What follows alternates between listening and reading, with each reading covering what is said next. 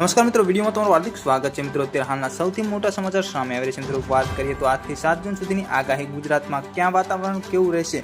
મળતી માહિતી મુજબ આપણે જણાવી દઈએ કે અત્યારમાં હવામાન વિભાગે કેરળમાં 31 મેએ ચોમાસું બેસવાનું અનુમાન રજૂ કર્યું હતું, જે પરંતુ કેરળમાં 30 મેના રોજ જ આગમન થઈ ગયું છે, જેના પગલે નિયત સમય કરતાં 2 દિવસ વહેલું આગમન ગણાય છે. મળતી માહિતી મુજબ આપણે પણ જણાવી દઈએ કે સાથે સાથે જે રેમાલ વાવાઝોડું પૂર્વ ભારતમાં જવાને લીધે ત્યાં પણ સમય કરતાં 5 થી 7 દિવસ વહેલું ચોમાસાનું આગમન થઈ ગયું છે અને હજુ ટૂંક સમયમાં ચોમાસું કર્ણાટક અને તમિલનાડુનું આગમન વધવાના પરિબળો અનુકૂળ કરી રહ્યું છે. જ્યારે મળતી માહિતી મુજબ આપણે જણાવી દઈએ કે હવે આગાઉના દિવસોમાં તાપમાન વધવાની વાત કરવામાં આવી રહી છે. મિત્રો, અંદરના વિસ્તારમાં 40 થી 43 ડિગ્રી સુધી, દરિયાકાંઠે 32 થી 36 ડિગ્રી રેન્જમાં તાપમાન જોવા મળશે અને ગરમીનો આશંકિત રાહત તો રહેશે, પરંતુ બફારો જોવા મળશે. જ્યારે મળતી માહિતી મુજબ આપણે પણ જણાવી દઈએ કે પવનની ગતિ વાત કરવામાં આવે તો પવનની ગતિ આગાહી કરનાર દિવસોમાં આશંકિત ઘટાડા સાથે 20 થી 30 કિલોમીટર પ્રતિ કલાકની ઝડપે ફૂંકાઈ રહેશે. મિત્રો, જ્યારે દિવસે બપોર બાદ 30 થી 40 કિલોમીટર પ્રતિ કલાક સુધી થઈ શકે છે. જ્યારે મળતી માહિતી મુજબ આપણે પણ જણાવી દઈએ કે વાદળોની વાત કરવામાં આવે તો આગાહીમાં જણાવેલ મુજબ લો લેવલના ધારિયા વાદળોને આવવાનું ચાલુ થઈ ગયું છે. મિત્રો, આગાહીના હવામાન દિવસોમાં પણ જોવા મળશે. અમુક સમિત વિસ્તારમાં ધારિયા વાદળો મજબૂત બની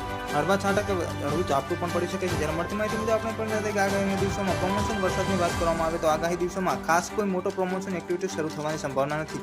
માત્ર સીમિત વિસ્તારોમાં ક્યાંક હળવાથી મધ્યમ ઝાપટા પડી શકે છે. જ્યારે મળતી માહિતી મુજબ આપણે પણ જણાવી દઈએ કે આગાહી પાછળના દિવસોમાં દક્ષિણ ગુજરાત બોર્ડર જિલ્લા થોડી પ્રમોશન એક્ટિવિટી શરૂ થઈ ગઈ હોય તેવી શક્યતા ગણી શકાય છે. બાકીના વિસ્તારોમાં હજુ આગાહીના દિવસોમાં ખાસ કોઈ સારા અથવા મોટી વાવણી લાયક સમાચાર સામે આવી રહ્યા નથી. જ્યારે મળતી માહિતી મુજબ આપણે પણ જણાવી દઈએ કે વરસાદ અને વાવાઝોડા સંબંધિત તમામ માહિતી માટે હંમેશા માટે સબસ્ક્રાઇબ કરવાનું ભૂલતા નહીં. મિત્રો, પલ પલની માહિતી વિડીયો મળતી છે. વિડીયો ગમે તો લાઇક શેર અને સબસ્ક્રાઇબ કરવાનું ભૂલતા